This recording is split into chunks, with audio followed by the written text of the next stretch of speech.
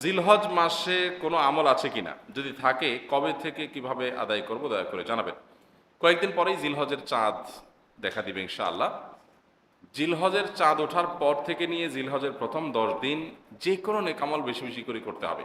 নবী করিম সাল্লাল্লাহু আলাইহি সাল্লাম বলেছেন, মামিন আইয়ামিন আল্লাহ আমালুস সালিহ ফিহিন্না হাব্বিলাল্লাহ মিন হাদিল আইয়াম। জিলহজের প্রথম 10 দিনে নেকামল করলে আল্লাহ তাআলা যত খুশি হন, অন্য কোনো সময়ের আমলে আল্লাহ তাআলা এত সন্তুষ্ট হন না। ইবাদত এবং নেকামলের দ্বিতীয় বৃহত্তর মৌসুম হলো জিলহজের প্রথম 10 দিন। ইবাদতের সবচেয়ে বড় মৌসুম হলো রমজান মাস, এরপরে দ্বিতীয় বৃহত্তর মৌসুম হলো জিলহজের প্রথম 10 দিন। এই 10 দিনের নেকামল আল্লাহ তাআলার কাছে সবচাইতে প্রিয়। এই জন্য একজন ইমানদার এই 10 দিন, জিলহজের প্রথম 10 দিন বেশি থেকে বেশি নেকামল এবং ভালো কাজ করার চেষ্টা করবেন। বিশেষভাবে কি কি কাজ করবেন? নাম্বার 1, সাধারণভাবে নেকামলগুলো করবেন, যে কোনো নেকামলটা এই 10 দিনে বেশি বেশি করবেন। দ্বিতীয়ত, এই 10 দিনে আল্লাহর জিকির বেশি বেশি করবেন, আল্লাহর স্মরণটা বেশি বেশি করবেন। তাকবীর, তাহলিল, তাহমিদ, আল্লাহু আকবার, আল্লাহু আকবার, লা ইলাহা ইল্লাল্লাহ, আল্লাহু আকবার, আল্লাহু আকবার, লিল্লাহিল হামদ বেশি বেশি করে পাঠ করবেন। তৃতীয়ত, এই 10 দিনে যাদের সামর্থ্য আছে তারা কোরবানি করবেন। যারা কোরবানি করবেন তারা নখ চুল ইত্যাদি কাটবেন না এই 10 দিন। চাঁদ ওঠার আগে আগে কাটবেন আর কোরবানির পরে কাটবেন। এই 10 দিনে যাদের হজ করার সামর্থ্য আছে তারা হজ করবেন, যারা কোরবানি করার সামর্থ্য আছে তারা কোরবানি করবেন। এবং আইয়ামে তাশরিকের দিনগুলো জিলহজের 9 থেকে 13 তারিখ পর্যন্ত প্রত্যেক নামাজের পরে তাকবীর নারী পুরুষ সবাই পাঠ করবেন।